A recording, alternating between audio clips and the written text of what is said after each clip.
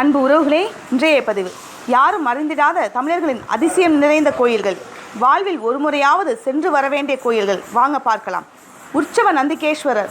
ராமேஸ்வரம் ராமநாத சுவாமி கோவிலில் உற்சவ நந்திகேஸ்வரர் ஹனுமன் போன்ற தோற்றத்துடன் உள்ளார். இரு கரங்களை கூப்பி மான் மழுவுடன் உள்ளார். மான் மழுவினை மறைத்துவிட்டு பார்த்தால் இங்கு நந்தி ஹனுமன் போன்று காட்சியளிப்பார். மதுரை மீனாட்சி அம்மன் கோவில். கோவிலின் கீழ் கோபுரத்தின் நடுவிலிருந்து மேல் கோபுரத்தை நோக்கி ஒரு கோடு போட்டால் அது சிவலிங்க பெருமான் வழியாக செல்லும். வடக்கு தெற்கு கோபுரங்களுக்கிடையே கோடிட்டு பார்த்தால் அது சுந்தரேஸ்வர சன்னதியை இரண்டாக பகிர்ந்து செல்லும். இந்த அமைப்பு தான் அக்கால சிற்பிகளின் அபரிதமான திறனை வெளிப்படுத்துகிறது. பொன்மலைநாதர். திருவண்ணாமலையில் இருந்து 16 கிலோமீட்டர் தொலைவில் தேவிகாபுரம் உள்ளது. இங்கு பொன்மலைநாதர் என்ற கோயிலில் அருள்பாலிக்கும் கனககிரீஸ்வரருக்கு தினமும் வெந்நீரில் அபிஷேகம் செய்கின்றனர். காலையில் 2 மணி நேரம் மட்டுமே பூஜை செய்கிறார்கள். சிவராத்திரி அன்று விசேஷ பூஜைகள் நடைபெறுகிறது. ஸ்ரீ ரங்கநாத பெருமாள். 108 திவ்ய தேசங்களில் முதன்மை கோயிலாக கருதப்படும் ஸ்ரீரங்கத்தில் பள்ளி கொண்டுள்ள ஸ்ரீ ரங்கநாத பெருமாளுக்கு அமாவாசை, ஏகாதசி, மாத பிறப்பு ஆகிய நாட்களில் வெந்நீரால் அபிஷேகம் நடைபெறுகிறது. வேறு எந்த திவ்ய தேசத்திலும் இதுபோல் செய்வதில்லை. நடராஜர் சுயம்பு. கும்பகோணத்தில் உள்ள நல்லம் ஆலயத்தில் நடராஜர் சுயம்பு வடிவில் காட்சி தருகிறார்.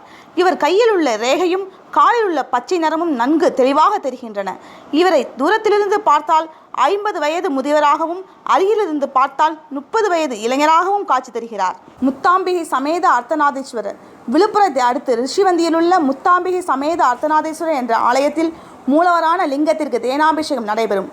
அப்போது லிங்கபானத்தை நன்கு கவனித்து பார்த்தால் அம்மன் தன் கையில் கிளி வைத்து கொண்டு நிற்பது போன்ற தோற்றத்தை காண முடியும். மற்ற நேரங்களில் லிங்கம் சாதாரணமாகத்தான் தெரியும். பகவதி அம்மன். சோட்டானிக்கரை பகவதி அம்மன் ஒரு நாளுக்கு 3 விதமான ஆடைகள் அணிந்து 3 வடிவங்களில் காட்சி தருகிறாள். இந்த காட்சியின் போது காலையில் வெண்ணிற ஆடையுடன் சரஸ்வதி தேவியாகவும், உச்சி வேளையில் செந்நிற ஆடையுடன் லட்சுமி தேவியாகவும், மாலையில் நீல நிற ஆடையில் துர்கா தேவியாகவும் காட்சி தருகிறாள். இந்த மூவகை தரிசனத்தை காண்பவர்கள் வாழ்வில் நினைத்தது நிறைவேறும். ஆவுடையார் கோவில். புதுக்கோட்டை மாவட்டம் பரக்கலக்கோட்டை என்ற இடத்தில் உள்ள ஆவுடையார் கோவில் திங்கட்கிழமை மட்டுமே திறந்திருக்கும். இந்த ஆலயத்தின் நள்ளிரவு 12 மணிக்கு மட்டுமே வழிபாடு நடக்கும். பிற நாட்களில் கோயில் மூடியிருக்கும். திருவையாறு. பொதுவாக ஆஞ்சநேயருக்கு தான் வடைமாலை சாற்றுவார்கள். ஆனால் திருவையாறு தலத்தில் தெற்கு கோபுர வாசலில் வீற்றிருக்கும் ஆட்கொண்டேஸ்வரருக்கு வடைமாலை சாற்றும் வழக்கம் இன்று நடைபெறுகிறது. சில சமயம் லட்சம் வடைகளை கொண்ட மாலைகள் கூட சாற்றப்படுவது உண்டு. 101 சுவாமி.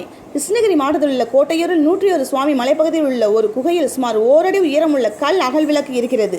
இந்த அகல் விளக்கில் இளநீர் விட்டு எரித்தால் விளக்கு அழகாக எரிகிறது. இவ்வாறு விளக்கு ஏற்றுபவர்களின் குடும்ப துன்பங்கள் நீங்கி மன அமைதியும் சாந்தியும் கிடைக்கிறது. மேலும் இளநீர் விளக்கை இது இருக்கும் இடத்திலிருந்து சற்றே இடம் மாற்றினாலும் அது எரிவதில்லை என்பதுதான் இந்த அகல் விளக்கின் சிரட்டை பிள்ளையார் கோவில். நெல்லையிலிருந்து திருச்செந்தூர் செல்லும் சாலையில் பாளையங்கோட்டையை அடுத்து ஒரு பிள்ளையார் கோயில் உள்ளது. இங்கு தேங்காய் விடலை போட்டால் சிரட்டை, அதாவது கொட்டாங்குச்சியை தனியாகவும் தேங்காய் தனியாகவும் சிதறும். இந்த பிள்ளையாரை சிரட்டை பிள்ளையார் என்றே அழைக்கப்படுகிறார். நன்றி. நாளை சந்திப்போம்.